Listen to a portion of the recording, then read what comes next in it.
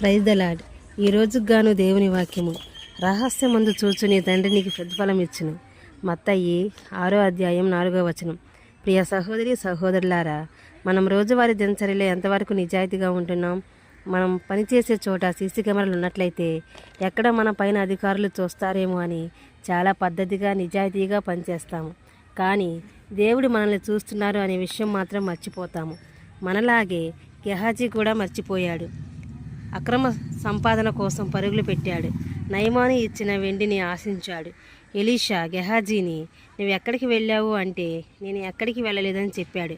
Elisha, నా మనసు నీతో కూడా రాలేదని అడిగినారు. ఆ మాటకు గెహాజీ మౌనమే సమాధానం అయ్యింది. ఒకరోజు సండే స్కూల్లో టీచర్ పిల్లలకు చాక్లెట్లు ఇచ్చి, ఇది ఎవరూ చూడకుండా తినండి అని అందరికీ ఒక 5 నిమిషాల సమయం ఇస్తుంది. పిల్లలందరూ బయటికి వెళ్ళి ఎవరికి కనపడకుండా తిని వస్తారు. కానీ ఒక పాప మాత్రం చాక్లెట్ని అలాగే తీసుకుని వస్తుంది. అందరూ తిన్నారు కదా, నువ్వు మాత్రం ఎందుకు తినలేదు అని అడుగుతారు టీచర్. మీరు ఎవరూ చూడకుండా తినమన్నారు. నేను ఒక చెట్టు కిందకి వెళ్ళాను.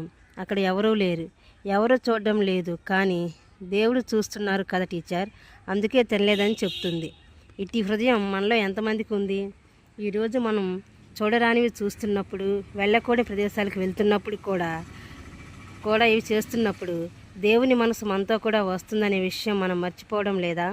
చేసిన పాపం మర్చిపోయి పాపమును ఒప్పుకోకుండా గెహాజీ వలె కప్పుకుని తిరిగి ఎన్నిసార్లు దేవుని సంధికి వెళ్తున్నాము? ఒకసారి ఆలోచిద్దాం. గెహాజీ అలా కప్పుకున్నాడు కాబట్టి తరతరములకు కుష్ఠరోగం అనే శాపం కొని తెచ్చుకున్నాడు.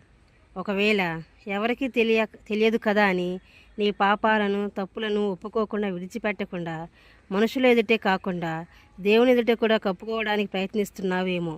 అయితే గెహాజీ వలె శాపమును దేవుని ఉగ్రతను బలి అవుతావేమో, జాగ్రత్త.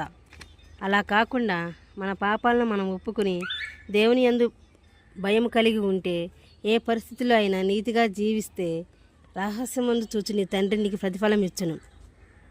ఎలాంటి ప్రతిఫలం అంటే నిత్య జీవము, రక్షణ భాగ్యము, ఇంకా అనేకమైన ప్రతిఫలాలు ఇస్తాడు. దేవుడి ఈ మాటలు దీవించునుగాక. ఆమెన్. ప్రార్థన. మహాగణుడా, పరిశుద్ధుడా, ప్రేమగల తండ్రి, నీ బంగారు పాదములకు స్తోత్రములు, మహోన్నతమైన నీ నామమునకు స్తోత్రములు తండ్రి.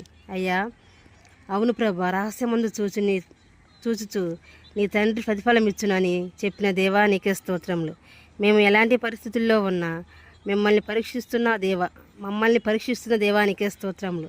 మేము మా పాపలను కప్పుకునే వాళ్ళంగా ఉండక ఒప్పుకుని విడిచిపెట్టే వాళ్ళము ఉండడానికి సహాయం చేయమని నీకే స్తోత్రములు. మా పాపములు ఒప్పుకుని మంచి ప్రతిఫలం దయచేయమని త్వరలో రానున్న ప్రభువైన యేసుక్రీస్తు నామములో అడుగుతున్నాం తండ్రి. ఆమెన్. ఈ వీడియో మీకు నచ్చినట్లయితే subscribe and like and share చేయండి. మీరు లైక్ చేయడం వలన ఈ వీడియో అనేక మందికి ఫార్వర్డ్ అవుతుంది. ఆమెన్. Thank you.